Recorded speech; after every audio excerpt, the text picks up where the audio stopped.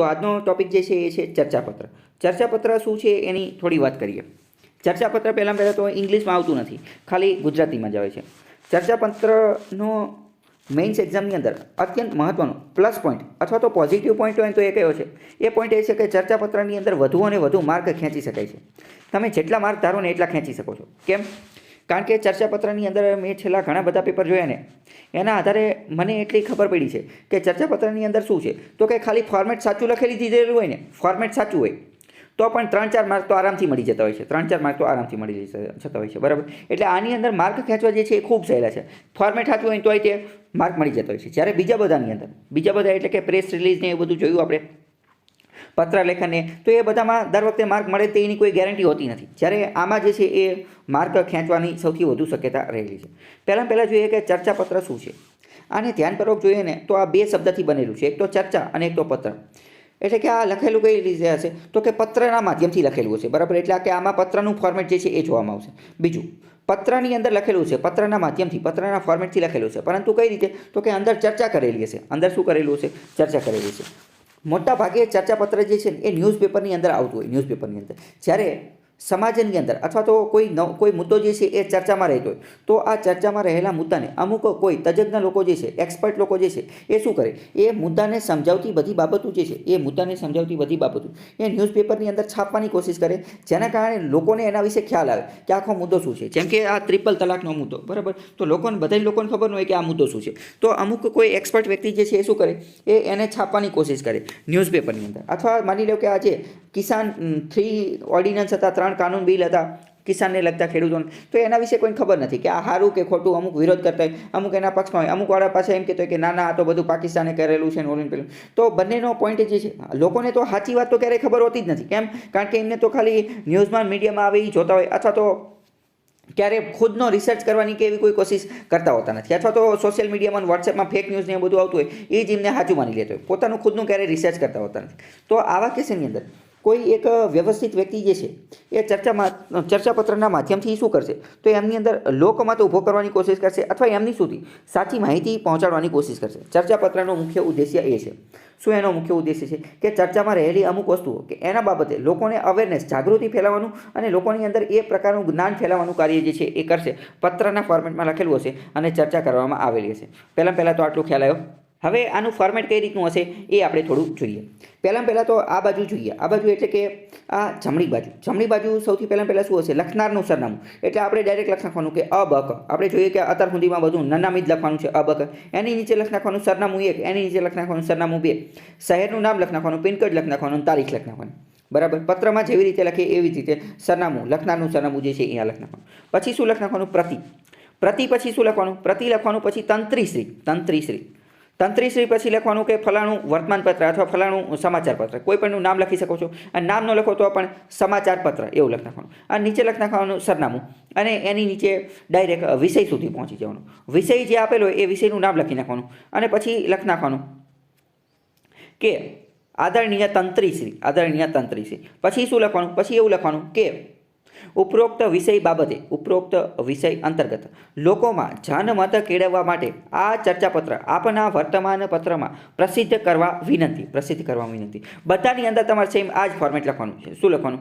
કે ઉપરોક્ત વિષય બાબતે લોકોમાં જનમત ઊભો કરવા માટે અને જાગૃતિ ફેલાવવા માટે આ ચર્ચાપત્ર આપના વર્તમાન પત્રમાં પ્રકાશિત કરવા વિનંતી. આમાં ઉપરોક્ત વિષયની બદલે અહીંયા તમે જે છે એ જે વિષય આપેલો એ વિષયનું નામ પણ લખી શકો છો, પરંતુ ઓલરેડી એ વિષયનું નામ તમે વિષય ટાઇટલની અંદર લખેલું હશે એટલે ફરીથી લખવાની જરૂર નથી, બરાબર. ખ્યાલ આવ્યો? અને પછી નીચે લખવાનું લિખિતન જે લાગુ પડતું એ લખવાનું, અને બિડાણ લખ નાખવાનું.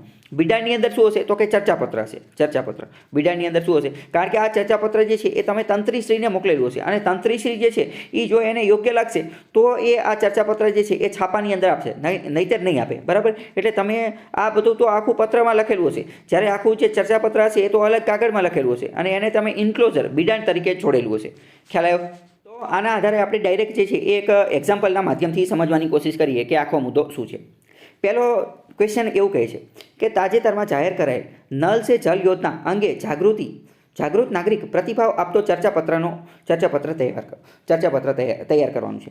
બીજું અહીંયા ચર્ચાપત્રમાં હું તમને થોડી વાત કહું ને તો ચર્ચાપત્રની અંદર એક મહત્વનો શબ્દ છે શું કે ચર્ચા કરો. તો જ્યારે ચર્ચા કરવાની વાત છે, આ ચર્ચાપત્રનો મતલબ શું કે આમાં ચર્ચા કરવાની હશે. તો ચર્ચા કેવી હોઈ શકે તો કે પોઝિટિવ પણ હોઈ શકે અને નેગેટિવ પણ હોઈ શકે. એટલે કે પ્રો એન્ડ કોન્સ બંને, ફાયદા અને નુકસાન. સરકારની કોઈ પણ વસ્તુ હોય, કોઈ પણ બાબત હોય તો એમાં તમારે સારી બાબત, સારી અને નરસી બંને બાબતો જે છે દર્શાવવાની છે. પરંતુ માની લો કે અમુક વાર ક્વેશ્ચનની અંદર એવું જ કીધેલું હોય કે સારી બાબત જ દર્શાવો તો પછી ખરાબ નહીં દર્શાવો. જેમ કે ફોર એક્ઝામ્પલ સમજો કે વેક્સિનની બાબત કીધેલી હોય તો વેક્સિનમાં પછી તમે એમ ન કહો કે અમુક ફેક ન્યૂઝ જે છે એમાં એવું કહે છે કે વેક્સિનના કારણે લોકો 30 વર્ષની ઉંમરે મરી જશે. અને હું ખુદે એવું માનું છું, કારણ કે મેં ઘણા બધા એવા લોકો પણ જોયેલા છે કે જે ખુદ ભણેલા ગણેલા હોય તો તે એવું માનતા હોય કે આ વેક્સિન લઈ લેશું તો આપણે મરી જશું, આના કારણે તો નપુંસક બની જવાશે, આના કારણે તો આગળ જતાં કેન્સર થઈ જશે, આના કારણે તો પછી જે છે મોટી મોટી બીમારી આવશે, આ તો ડૉક્ટરને કમાવા માટેની જે છે એ રસ્તો છે. તો એ તમે એવું માનતા હોય તો ભલે માનતા હોય, હકીકતમાં તો એજ્યુકેશન અત્યાર સુધી આટલું ભણેલા હોય અને તોય તે જો એવું માનતા હોય તો પછી એ અત્યાર સુધીનું જે ભણતર, જે ભણવામાં જે ખર્ચો કર્યો ને એ બધો એડે ગયો કહેવાય, પહેલી વસ્તુ તો એ. અને બીજી વસ્તુ એ, જો તમે એવું ખુદ માનતા હોય તોય તે તમારે એવું એક્ઝામમાં લખવાનું નથી. કેમ? કારણ કે તો વેક્સિન હેઝિટન્સી દૂર કરવા માટે તો ચર્ચાપત્ર લખાવતો હોય અને તમે ખુદ હવે એવું લખો તો એ ચાલશે નહીં. ઓકે, એટલે પોઝિટિવ, જ્યાં પોઝિટિવ હોય અહીંયા પોઝિટિવ જ લખવાનું. બાકી જ્યાં નેગેટિવ આવતું હોય અહીંયા બંને પ્રકારના પોઈન્ટ, બંને પ્રકારની ચર્ચા જે છે એ કરવાની છે. ઓકે, ખ્યાલ આવ્યો? તો પહેલાં જો અહીંયા અબક, પછી સરનામું 1 અને તારીખ. સ્થળનું નામ લખવું હોય તો લખી શકો છો, નથી લખેલું તો પણ ચાલી જશે. એનું પછી અહીંયા લખવાનું પ્રતિ ક્યાં લખવાનું એ ખાસ ધ્યાન રાખવાનું. પ્રતિ પછી હંમેશા કોમા કરવાનું. ઘણા બધા લોકોને આ જે છે એ ડાઉટ રહેતો હોય છે, કન્ફ્યુઝન રહેતું હોય છે. કેમ? કારણ કે ઘણી બધી વાર કેવું થતું હોય કે ટોપરના પેપર જોતા હોય ને તો અમુકમાં પ્રતિ પછી અલ્પવિરામ કર્યું હોય ને તોય ગોળ રાઉન્ડ કર્યું હોય, અમુકમાં પ્રતિ પછી અલ્પવિરામ ન કર્યું હોય ને તોય ગોળ રાઉન્ડ કર્યું હોય. તો આમાં કેવું હોય કે અમુક વાર હવે આ પેપર ચેક કરવાવાળા હોય એને તે ફટાફટ ચેક કરવાનું હોય તો એમને બધાનું વ્યવસ્થિત જોયું હોય ન જોયું હોય ખબર નહીં. બટ ઓફિશિયલ સાચામાં સાચી રીત શું છે તો એ એમ કહે છે કે અલ્પવિરામ કરવાનું. સાચી રીત શું છે કે પ્રતિ પછી હંમેશા અલ્પવિરામ કોમા જે છે એ કરવાનું.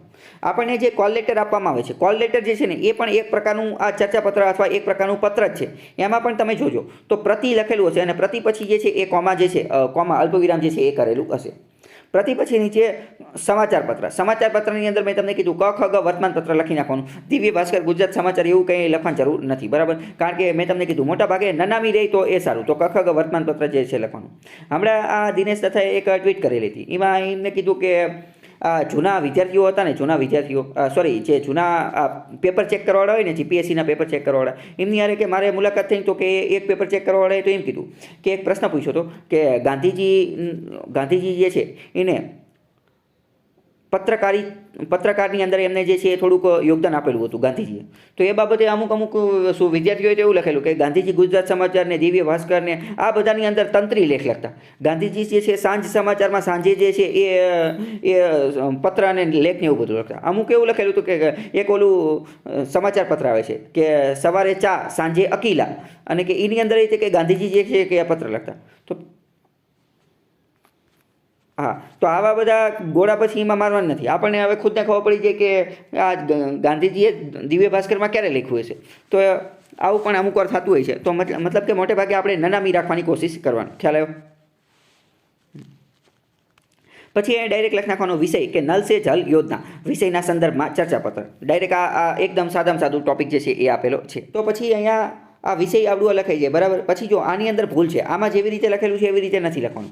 પછી તમારે અહીંયા ડાયરેક્ટ જ લખી નાખવાનું છે કે સાહેબશ્રી અને પછી શું લખી નાખવાનું? ઉપરોક્ત વિષય સંદર્ભે મારા અભિપ્રાયો દર્શાવતું ચર્ચાપત્ર આપને લખી રહ્યો છે. પ્રજા જાગૃતિ સંદર્ભે તેને આપના વર્તમાનપત્રમાં પ્રસિદ્ધ કરવા વિનંતી છે. આ લખો તો પણ કંઈ વાંધો નથી, અથવા હમણાં મેં તમને કીધું એ તમે લખી શકો છો કે ઉપરોક્ત વિષય સંદર્ભે આ ચર્ચાપત્ર પ્રજા જાગૃતિ માટે જનમત કેળવવા અથવા તો લોકમત કેળવવા આપણા વર્તમાનપત્રમાં પ્રસિદ્ધ કરવા વિનંતી છે. પછી આ વાત પૂરી થઈ જશે, બરાબર? પછી ડાયરેક્ટ બિડાણ લખવાનું. જો અહીંયા એવું નથી લખેલું, અહીંયા એવું લખેલું નથી, તો પછી તમારે લખવાનું બિડાણ, અને બિડાણની અંદર લખવાનું ચર્ચાપત્ર. પછી આ તંત્રીની એ બધી વાત પૂરી થઈ ગઈ. પછી એની નીચે તમે એક લીટી પણ દોરી શકો છો, અને ડાયરેક્ટ પછી ચર્ચાપત્ર શરૂ થઈ જશે, બરાબર? આમાં જે છે આની અંદર થોડીક ભૂલ છે, ફરીથી હું કહું છું, આની અંદર થોડીક ભૂલ છે, બરાબર? આ થાય પછી બિડાણ, ચર્ચાપત્ર, એની નીચે એક લાઈન દોરી નાખવાની અને ડાયરેક્ટ નીચે જે છે લખવાનું શરૂ કરી દેવાનું. પછી ચર્ચાપત્ર શરૂ થશે. ચર્ચાપત્ર કઈ રીતે પછી લખવાનું? તો કે તાજેતરમાં રાજ્ય સરકાર શ્રી દ્વારા રજૂ કરાયેલા નલ સે જલ યોજના એક સરાહનીય પ્રયાસ છે. પહેલાં શું કીધું કે આ એક યોજના છે, એક સરાહનીય પ્રયાસ છે. તેનો હેતુ 2022 સુધીમાં દરેક ઘર સુધી નળ જોડાણ કરી પાણી ઉપલબ્ધ કરાવવાનો છે, પરંતુ તેમાં વાસ્તવિકતા કેટલી? બીજું એક મહત્વની વસ્તુ કે ચર્ચાપત્રની અંદર ખાસ આપણે એવું ધ્યાન રાખવાનું કે આપણે જે છે ને એ પ્રશ્ન પૂછવાની થોડી વધારે કોશિશ કરવાની. કેમ? કારણ કે ચર્ચાપત્રનો આપણો મુખ્ય હેતુ શું છે કે આપણે જનમત કેળવવાનો છે. જનમત કેળવવાનો એનો મતલબ શું? જન એટલે કે લોકોનો મત, લોકોનો ઓપિનિયન, લોકોનો મંતવ્ય આપણે જાણવાનું છે. લોકોનું મંતવ્ય જે છે ને એ આપણે જાણવાનું છે. આપણે ખુદને નથી કહી દેવાનું કે નલ સે જલ યોજના એ તો નંબર 1 જોરદાર બધાને પાણી મળી જશે, અથવા આપણે ખુદને નથી કહી દેવાનું કે આ તો એકદમ ફ્લોપ યોજના છે, આનેથી કાંઈ નહીં થાય. એ આપણે લોકોને ડિસાઇડ કરવા માટેની કોશિશ કરવાની છે, બરાબર? આપણે ખુદ કોઈ ડિસિઝન ચૂકાદો નથી આપવાનો. લોકો ખુદ નિર્ણય કરી શકે ને એવું કાર્ય કરવાનું. તો લોકો ખુદ ક્યારે નિર્ણય કરી શકશે? જ્યારે આપણે ખુદ એની સામે પ્રો એન્ડ કોન મૂકી દઈશું ત્યારે. તો આવા ક્વેશ્ચન પણ તમે એમાં વચ્ચે પૂછી શકો કે પરંતુ તેમાં વાસ્તવિકતા કેટલી. બીજું, અનેક યોજનાઓ આવે અને જાય, તેના પર સામાન્ય લોકોની પ્રતિક્રિયા, આશા, અપેક્ષા, સંભાવના, આશંકા વ્યક્ત કરવામાં આવે છે. સેંકડો યોજનાઓ અને કાર્યક્રમોમાં એક બાજુ વૃદ્ધિ, બસ એનાથી કંઈ વધારે નહીં. તો આ આખી 2 લીટીની વસ્તુ જે છે એનો ઉપયોગ તમે કોઈ પણ પ્રકારની યોજના હોય અને કોઈ પણ પ્રકારની યોજના રિલેટેડ ચર્ચાપત્ર પૂછાય તો એમાં તમે આ જ વાક્ય જે છે એના માધ્યમથી ઇન્ટ્રોડક્શન જે છે આપી શકો છો. જોકે અપવાદ અવશ્ય રહ્યા છે અને તેનાથી જ વિકાસની ગાડી પ્રગતિના પંથે ચાલતી રહે છે, રોકાતી નથી. નીતિઓ બનાવવામાં આપણે બેજોડ છીએ, પરંતુ તેને ક્રિયાન્વયન કરવાની વ્યવસ્થાની સાંકળમાંથી જ જકડાઈને બહાર આવવા માટે ઈચ્છાશક્તિ અને ઉર્જા જોઈએ, જે હંમેશા અનુપસ્થિત જ રહે છે. એટલે કે આ બધી વસ્તુ જે છે એ જોઈએ એ રહેતી નથી. આવા કેસની અંદર તમે બીજી વસ્તુ પણ કરી શકો. 2-3 પેરેગ્રાફ લખી શકો. 2-3 પેરેગ્રાફની અંદર તમે શું લખી શકો કે અમુક શરૂઆતના પેરેગ્રાફની અંદર એક પેરેગ્રાફની અંદર પ્રો લખ્યા તો બીજા પેરેગ્રાફની અંદર કોન્સ લખો. એક પેરેગ્રાફમાં હકારાત્મક તો બીજા પેરેગ્રાફમાં નકારાત્મક વસ્તુઓ જે છે એ લખી શકો છો. પછી તાજેતરની નલ સે જલ યોજના પણ જનમતની એવી જ શંકા છે કે નળ તો આવી જશે, પરંતુ શું તેમાં જળ આવશે ખરું? એટલે કે નળ આવી જશે પણ એમાં પાણી આવશે કે નહીં આવે? તો કે જળ લાવવા માટે જરૂરી છે જળ સંસાધનની પર્યાપ્ત માત્રા, રાજ્ય સરકારની રુચિ, પર્યાવરણ વિરુદ્ધનો દ્રષ્ટિકોણ વગેરે. એ બધાનો સમન્વય સાધવો થોડું કઠિન છે, પરંતુ તેને ક્રિયાન્વિત કરવા દરેક સ્તરે દેખરેખ થવી આવશ્યક છે, જેથી નલ સે જલ યોજનાનો સાર્થક પરિણામ મળી રહે. બરાબર? તો આવી રીતની વસ્તુ અને નીચે લિખિતન જે છે એ લખી નાખવાનું છે. ખ્યાલ આવ્યો કે નહીં? ઓકે, આની જેવું જ આપણે એક બીજું ચર્ચાપત્ર જોઈએ કે તાજેતરમાં બની રહેલી મોબ લિન્ચિંગની ઘટનાઓના આધારે ટોળાશાહી અંગેનું ચર્ચાપત્ર વર્તમાનપત્ર માટે તૈયાર કરો. તો અબક સરનામું 1 અને તારીખ અને પ્રતિ તંત્રી શ્રી કખગ વર્તમાન કાર્યાલય અને વડોદરા અને વિષય કે તાજેતરમાં બની રહેલી મોબ લિન્ચિંગની ઘટનાઓ બાબતેનું ચર્ચાપત્ર એવું પણ લખી શકો છો. અહીંયા માનનીય સાહેબશ્રી અથવા માનનીય તંત્રી શ્રી સવિનય સાથે જણાવવાનું કે નીચે આપેલા ચર્ચાપત્રને આપના અખબારમાં ચર્ચાપત્ર વિભાગમાં સ્થાન આપી જનમત ઘડવા માટે વિનંતી. હમણાં મેં તમને સમજાવ્યું, આમાં તો ડાયરેક્ટલી લખી નાખવાનું છે, બીજું કંઈ કરવાનું નથી. અહીંયા બિડાણ ચર્ચાપત્ર અને લિખિતન અબક લિખિતન લખી નાખવાનું. અને પછી જો અહીંયા આમાં મેં નીચે લીટી અંડરલાઇન દોરેલી છે તો નીચે આ અંડરલાઇન લીટી કરી અને તાત્કાલિક હવે ચર્ચાપત્ર ચાલુ થઈ જશે. આમાં તમે જો આવું ટાઇટલ આપી શકો છો કે ટોળાશાહીને કાયદાનો ડર ક્યારે? ટોળાશાહીને મેં તમને કીધું મોટે ભાગે ક્વેશ્ચન પૂછવાની કોશિશ કરવાની, કારણ કે આપણે જનમત ક્રિએટ કરવાનો છે. તો જનમત આપણે ક્યારે ક્રિએટ કરી શકીએ? ક્વેશ્ચન પૂછીએ ત્યારે. ઇન્ટ્રોમાં શું આપી શકો કે દેશમાં આજકાલ ટોળા દ્વારા બળજબરીથી ક્રૂરતાપૂર્વક લોકોને સરેઆમ મારી નાખવાની ઘટનાઓ વધી રહી છે. તો ખાસ કરીને મેં તમને કીધું કે આ ન્યૂઝપેપરમાં આપવાનું હોય તો આજે તાજેતરમાં જે ઘટના બનેલી હોય ને એના આધારિત જ પ્રશ્ન પૂછી રહ્યો. તો તમારે આવી બાબતમાં ઇન્ટ્રોડક્શનમાં તાજેતરમાં બનેલી કોઈ ઘટના જે છે એનો હવાલો આપવાનો. તાજેતરમાં એના રિલેટેડ કોઈ કાયદો કે એવું કોઈ બનાવેલું હોય તો એ પણ તમારે આપવાનું કે આ રાજ્યએ કાયદો બનાવેલો છે, તો કે અન્ય રાજ્યોએ પણ એની પાસેથી પ્રેરણા લઈને કાયદો બનાવવો જોઈએ. તાજેતરમાં થોડા દિવસોમાં બિહાર, મધ્યપ્રદેશ, ઝારખંડ વગેરેમાં લગાતાર મોબ લિન્ચિંગની ઘટનાઓ સામે આવી રહી છે. દેશના અન્ય ભાગોમાં નાના પાયે પણ ટોળા દ્વારા કોઈને કોઈ બાબતે મારપીટની ઘટનાઓ અવારનવાર સામે આવે છે. તો પહેલા બાબતની અંદર આપણે શું ઇન્ટ્રોડક્શન આપી દીધું કે આ મોબ લિન્ચિંગ શું છે. મોબ લિન્ચિંગ એટલે કે ટોળા દ્વારા કોઈની હત્યા કરી નાખવામાં આવે એની થોડીક માહિતી આપી. આવી ઘટનાઓનું પ્રમાણ વધી રહ્યું છે, તેમાં વધુ પડતી દયાહીનતા, ક્રૂરતા દાખવવામાં આવે છે. તો અહીંયા એક રીતે દયાહીનતા, ટોલરન્સનું પ્રમાણ જે છે એ ઘટતું જાય છે, ઇનટોલરન્સનું પ્રમાણ વધતું જાય છે, ક્રૂરતાપૂર્ણ વ્યવસાયને એવું બધું વધતું જાય છે. બીજું અહીંયા તમે એ પણ લખી શકો છો કે આની પાછળનું કારણ ફેક ન્યૂઝને, મીડિયાને એ બધું પણ છે, બરાબર, વોટ્સએપને એ બધું. તો એ બધું પણ તમે આગળના પેરેગ્રાફની અંદર લખી શકો છો. તે ગંભીર અને ચિંતાજનક છે. મોબ લિન્ચિંગમાં એવા કોઈ મુખ્ય કારણો હોતા નથી, પરંતુ ટોળા દ્વારા મનમાની કરવામાં આવે છે. અહીંયા તમે એવું પણ લખી શકો છો કે ઘણી બધી વાર પોલિટિકલ લોકો દ્વારા પોતાનો હિત સાધવા માટે પણ આ મોબ લિન્ચિંગની ઘટના જે છે એને એને પ્રોત્સાહન આપવામાં આવતું હોય છે. તે અનુચિત અને ચિંતાજનક છે. આમાં જૂથ, જ્ઞાતિ, ધર્મના નામે હુમલા થાય છે. તે ભયજનક છે અને તત્કાળ રોકવા યોગ્ય છે. બીજું આમાં તમે એ પણ લખી શકો કે આ મોબ લિન્ચિંગ નામની વસ્તુ જે છે એ અત્યારની આધુનિક લોકશાહી દેશને શોભા દે એવી નથી. ભારત જેવા વિશ્વના સૌથી મોટા લોકશાહી દેશની અંદર પણ જો આવી વસ્તુ જોવા મળતી હોય તો એ યોગ્ય છે નહીં. એ અત્યારના સમયને સુસંગત કહી શકાય નહીં. ટોળાને કોઈ સૂઝ કે દયા હોતી નથી. ગાડરિયા પ્રવાહના નિયમ પ્રમાણે ટોળું ચાલે છે. ઘણી વખત લાચાર અને નિર્બળ લોકો તેનો ભોગ બનતા હોય છે અને આવી એક જગ્યાની ઘટનાઓના પ્રત્યાઘાત અન્ય ઘણી જગ્યાએ પડતા હોય છે. પછી આગળનો પેરેગ્રાફ લખી શકો કે આમાં સવાલ એ છે કે મોબ લિન્ચિંગ કરનારને કાયદાનો ડર છે કે નહીં, કે પછી રહ્યો નથી. માથા ફરેલા લોકો, અસામાજિક તત્વો અને હિંસક માનસિકતાવાળા લોકો આવું મોબ લિન્ચિંગ કરતા થયા છે, પરંતુ તેને કાયદો હાથમાં લેતા કોઈને કોઈ તો અટકાવવા જ પડશે ને. કાયદાનો ડર તેમને લાગે તો તેવી કડકાઈ કરવી પડશે, પણ એ કડકાઈ કોણ અને ક્યારે કરશે? મેં તમને કીધું મોટે ભાગે ક્વેશ્ચન જે છે વધુ પૂછવાના, જેના કારણે ક્વેશ્ચન પૂછીએ તો જન્મત ક્રિએટ થશે ને. ભોગ બનનારા જ નહીં, પરંતુ એ જોઈને હાચમાચી જનારા સામાન્ય લોકો પણ આ જ સવાલ કરી રહ્યા છે. બરાબર, તો આવી રીતનું એક ચર્ચાપત્ર તૈયાર થઈ જશે. ખ્યાલ આવ્યો કે નહીં? આવું જ એક ત્રીજા નંબરનું પણ હારે જો એક મિનિટ, ત્રીજા નંબરનું જે છે એ બાકી રાખીએ.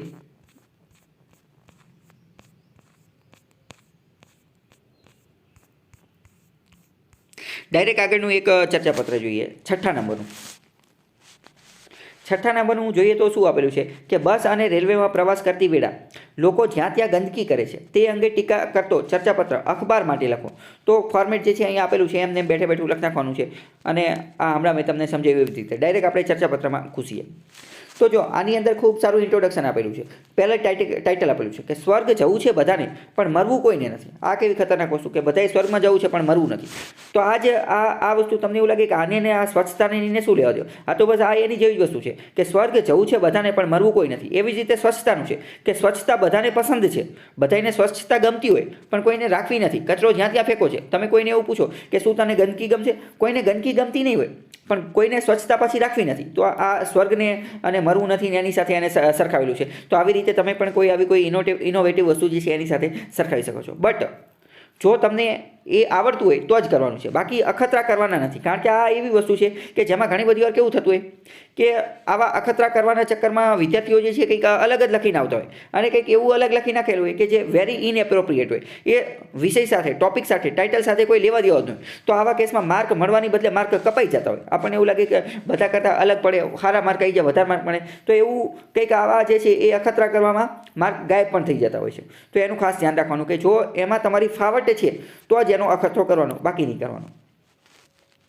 તો કે ભારતના દરેક નાગરિકને પૂછો તો સ્વચ્છતા બધાને પસંદ હશે, પરંતુ કોઈને રાખવી નથી. કોઈ પણ પ્રકારની સ્વચ્છતા તરફ લોકોને રુચિ જ નથી. હું એક કાગળ ફેંકીશ તો ક્યાં ગંદકી થઈ જવાની છે? જો મોટે ભાગે આપણો એટીટ્યૂડ આ પ્રકારનો હોય છે બધા લોકોનો કે હું એક કાગળ ફેંકીશ અથવા તો એક કાગળ ફેંકવાથી જે છે એ ક્યાં જે છે એ ગંદકી થઈ જવાની છે. જેમ કે આ અકબર ને બિરબલની ઓલી એક વાર્તા આવતી હતી કે બિરબલે કીધું કે આ એક જગ્યા જે છે અહીંયા કે દૂધ બધાએ એક લોટો જે છે એ દૂધ ફેંકવાનું છે અથવા તો બધાએ એક લોટો દૂધ નાખવાનું છે. એક જે ડેમ હતી એની અંદર તો બધા લોકો એવું વિચાર્યું કે હું એક લોટો પાણી નાખીશ તો એનાથી શું ફેર પડશે? તે બીજે દિવસ સવારે જોયું તો પાણી જ ભરેલું હતું, દૂધ હતું જ નહીં. બધાએ એવું વિચાર્યું અને નકરું પાણી જ ભેગું થયું. તો આ એના જેવી જ વસ્તુ છે. તો આવા એક પ્રશ્નથી તમે શરૂઆત કરી શકો. એવી માનસિકતા ધરાવતા અને તળાવ બંને વચ્ચે સામ્યતા લોકોની માનસિકતા છે કે હું એક કરીશ તો ક્યાં દેખાવાનું છે, પણ હું નહીં કરું તો કોઈ નહીં કરે. એવી માનસિકતા કેળવવાનો સમય આવી ગયો છે. તો અહીંયા આપણે આ આખી વસ્તુ જે છે એ પહેલાં ઇન્ટ્રોડક્શનથી જ તે એથિક્સ સાથે જોડી દીધું. એથિક્સની અંદર એક ટોપિક આવે છે બિહેવિયર ચેન્જ. સમજો મહત્વની વસ્તુ શું છે? સ્વચ્છતા અને આવી બધી વસ્તુ. અમુક વસ્તુ એવી છે કે જે બિહેવિયર ચેન્જ જ્યાં સુધી નહીં આવે ને ત્યાં સુધી એ રદ થશે જ નહીં, ત્યાં સુધી એ ચેન્જ થશે જ નહીં. જેમ કે કરપ્શન છે, જેમ કે સ્વચ્છતા છે, જેમ કે નૈતિકતાની બધી વસ્તુ છે, જેમ કે સેનિટેશન એટલે કે સ્વચ્છતાની વાત, અને એમાં પણ ખાસ કરી અને ખુલ્લામાં શૌચ જવાની ક્રિયા. તો આવી બધી વસ્તુ જે છે એ જ્યાં સુધી બિહેવિયર ચેન્જ નહીં આવે ને ત્યાં સુધી કોઈ થશે નહીં. અને સમાજ એ પ્રકારના નિયમો, સમાજ એ પ્રકારની વસ્તુ તૈયાર નહીં કરે ને, સમાજ એ પ્રકારનું વાતાવરણ તૈયાર નહીં કરે ને ત્યાં સુધી જે છે એ આ બધી વસ્તુ આવશે નહીં. જેમ કે આપણે વાત કરીએ કે ઘણી બધી વાર આપણે રોડ ઉપર ને હાઈવે ઉપર જોતા હશું કે લોકો જે છે એ ખુલ્લામાં ટોયલેટ કરવાની એ બધા માટે ઊભા રહી જતા હોય છે. હવે આવા કેસની અંદર માની લો કે કોઈ એક વ્યક્તિ ઊભો છે અને તાત્કાલિક જ તે 4-5 વ્યક્તિ એની આજુબાજુ આવી જાય અને એને સેમ ફીલ કરાવે તો, એને શર્મસાર કરી નાખે તો, એને શરમપૂર્વક ફીલ કરાવે તો, અથવા એને તાત્કાલિક જ કહી દે કે શું કરો છો અહીંયા, તો શું થશે? તો સમાજ એને એક્સેપ્ટ નહીં કરે. જેમ કે આપણે એ જ વસ્તુ બીજા ઉદાહરણ સ્વરૂપે જોઈ લઈએ. ફોર એક્ઝામ્પલ સમજો કે કોઈ એક છોકરો અને એક છોકરી બોયફ્રેન્ડ ગર્લફ્રેન્ડ છે, બરાબર, રોડ ઉપર હાલીને જાય છે. તો આવા કેસની અંદર બંને ખાલી હાલીને જ જઈ શકશે, બંને એકબીજાને કિસ કે હગ નહીં કરી શકે. કેમ? કારણ કે આપણા સમાજે હજી એને એ પ્રકારની સ્વીકૃતિ આપેલી નથી. અને અથવા તો માની લો કે એવું કરશે, થોડાક ઓર મોડર્ન યુરોપિયન કલ્ચર જે છે એની કોપી કરવાની કોશિશ કરશે, તો શું કરશે? તો લોકો, સમાજ એ વસ્તુ જે છે એને સ્વીકારશે નહીં. તો સમાજ શું કરશે? સમાજ તરત જ એની ઉપર આંગળી ઉઠાવશે અને તરત પૂછશે કે શું કરો છો, આ કરવાની કંઈ બગીચો છે, ઓલું છે, પેલું છે, એવું પૂછશે. પરંતુ જ્યારે લોકો ખુલ્લામાં શૌચ કરશે ત્યારે આ પ્રકારના પ્રશ્નો ઉઠાવતા નથી. ટૂંકમાં હું તમને આ એથિક્સનો જે પોઈન્ટ છે એ સમજાવવાની કોશિશ કરું છું કે અમુક એવી બાબતો છે કે જે જ્યાં સુધી સમાજ એની વિરુદ્ધ આંગળી નહીં ઉઠાવે ને ત્યાં સુધી એ એમને જ ચાલશે. તો અમુક એવી વસ્તુઓ છે કે જેને સમાજે જ સ્વીકારી લીધી છે. જેમ કે મેં તમને કીધું કે અસ્વચ્છતા, જ્યાં ત્યાં ગંદકી કરવાની, તો આ બધી વસ્તુ શું છે? સમાજે જ સ્વીકારી લીધેલી છે. જો સમાજ એની વિરુદ્ધ જે છે એ આંગળી ઉઠાવવાની કોશિશ કરશે તો બિહેવિયર ચેન્જના માધ્યમથી એ ચેન્જ કરી શકાશે. ખ્યાલ આવ્યો કે નહીં? આગળ જોઈએ. ખાસ કરીને મુસાફરી દરમિયાન બસ અને રેલવેમાં ગંદકી કરનાર લોકોએ આ બાબતે વિચારવું રહ્યું. તેઓ તો જાણે બસ અને રેલવે જાહેર કચરાપેટી જ સમજતા હોય એમ ગંદકી કરે. પ્લાસ્ટિક, કાગળ, બોટલો વગેરે જ્યાં ત્યાં નાખી દેતા હોય છે. આવા લોકોમાં ભણેલા અને અભણ બધાનો સમાવેશ થાય છે. તો આ પણ એક મહત્વની વસ્તુ લખવાની છે. ભણેલા હોય એટલે ગંદકી ન કરે એવું કોઈ ગેરંટી નથી થતી. અમુકને તો ઘણી બધી વાર તો મેં એવું જોયું છે કે ભણેલા લોકો જે છે ને એ જ સૌથી વધુ ગંદકી કરતા હોય છે. અભણ લોકો તો મેં ઘણા બધા એવા પણ જોયેલા છે કે જે અભણ હોય ને તેમ છતાં એમનામાં એટલી સેન્સ તો હોય કે આ બધો કચરો જે છે એ ખીચામાં મૂકતા હોય, પછી ખીચામાં મૂકીને પછી ઘરે જઈને એને ડિસ્પોઝ કરવાની એ બધાની કોશિશ કરતા હોય. અહીંયા તમે એક બીજી વસ્તુ એ પણ લખી શકો છો. હમણાં થોડા સમય પહેલાં તે એક રિપોર્ટ આવેલો હતો. એમાં ઇન્ડિયન રેલવે જે છે ને, ઇન્ડિયન રેલવે એ કરોડો રૂપિયા ખર્ચ કરે છે. કેટલા કરોડ એ મને એક્ઝેક્ટ યાદ નથી, પરંતુ આઈ થિંક 100 કરોડ કરતાં 106 કરોડ કે એમ કંઈક હતું. કરોડો રૂપિયા ખર્ચ કરે છે કોની માટે? દર વર્ષે. આ ખાલી ગાડીની અંદર લોકો જે પાન માવાની પિચકારી મારેલી હોય ને એ પિચકારી સાફ કરવા માટે 106 કરોડ રૂપિયાનો ખર્ચ કરે છે. અમાઉન્ટ એક્ઝેક્ટ મને યાદ નથી. અને જ્યારે તમને આવી અમાઉન્ટ યાદ ન હોય તો તમે એવું લખી શકો કે ભારતીય રેલવે દર વર્ષે કરોડો રૂપિયાનું પાણી કરી નાખે છે માત્ર અને માત્ર લોકો દ્વારા પાન મસાલાની પિચકારીને સાફ કરવા માટે. તો એ અહીંયા જે છે એ એપ્રોપ્રિએટ, એ થોડા સમય પહેલાં I think 1 week or 2 week પહેલાં તે ચર્ચામાં હતું. અહીંયા બીજું આગળ આપણે શું લખી શકીએ કે કોઈ શિક્ષિત વ્યક્તિ દ્વારા ફેંકાયેલો કચરો બીજા દિવસે સવારે અભણ ઉઠાવે તો શિક્ષિત વ્યક્તિ જેવો અભણ કોઈ નથી. શિક્ષણનું કોઈ મહત્વ નથી. તો જો આ પ્રકારનું એક અનેકડોટ્સ, આને શું કહેવાય? અનેકડોટ્સ, અથવા તો આને એક રીતનો ટૂચકો કહેવાય, આ અથવા તો આને શોર્ટ સ્ટોરી કહેવાય. એકાદ બે વાક્યની અંદર જ તે ઘણું બધું જ્ઞાન જે છે એ આપી દીધું કે શિક્ષિત વ્યક્તિએ ફેંકેલો કચરો બીજા દિવસે અભણ વ્યક્તિ ઉઠાવે તો એ શિક્ષણનું કોઈ મહત્વ રહી જતું નથી. શિક્ષણમાં પૈસા પડી ગયા એવું માની લેવાનું કે શિક્ષણ ભાઈ અત્યાર સુધી શિક્ષણમાં જે પૈસા ખર્ચ કર્યા ને સમજી લેવાનું કે એનું કોઈ મહત્વ રહી ગયું નથી. બસ અને રેલવેમાં અથવા તો સ્ટેશનો પર લખેલું હોય છે કે આપણું શહેર સ્વચ્છ શહેર. અહીંયા તમે એવું પણ લખી શકો કે બસ અને રેલવેમાં આવું લખેલું આપણું શહેર સ્વચ્છ શહેર, અને એની આજુબાજુમાં તે ગંદકી જોવા મળતી હોય છે. આ પ્રકારનું એક જે કટાક્ષ છે એ પણ તમે અહીંયા લખી શકો છો કે ઘણી બધી વાર આ જ્યાં લખેલું હોય, ઘણી બધી વાર તો એક અમુક વાર તો ઇન્સ્ટાગ્રામમાં એવું મીમ પણ ફરતો હતો કે ખુશ્બુ ગુજરાતી, અને એની આજુબાજુમાં તે જોરદાર જે છે એ ગંધવેડો ને એવું બધું હતું ને ઉકેળો ને એવું બધું હતું ને જોરદાર ખુશ્બુ આવતી એવું વાત જે છે એ લખેલી હતી. બરાબર? તો આવું પણ મીમ ને એવું બધું પણ થતું હોય છે. તો અહીંયા એ તમે કનેક્ટ કરી શકો છો. પણ આપણા દેશના મહાન નાગરિક દ્વારા લખેલું હોય ત્યાં જ કચરો નાખેલા હોય છે અને પાનની પિચકારીઓ મારીને રંગીન બનાવ્યો છે. પરંતુ બસ અને રેલવેની બારીમાંથી થૂકતા એ ક્યારેય વિચાર કર્યો છે કે અન્યને આપણે કેટલી મુશ્કેલીમાં મૂકી દઈએ છીએ?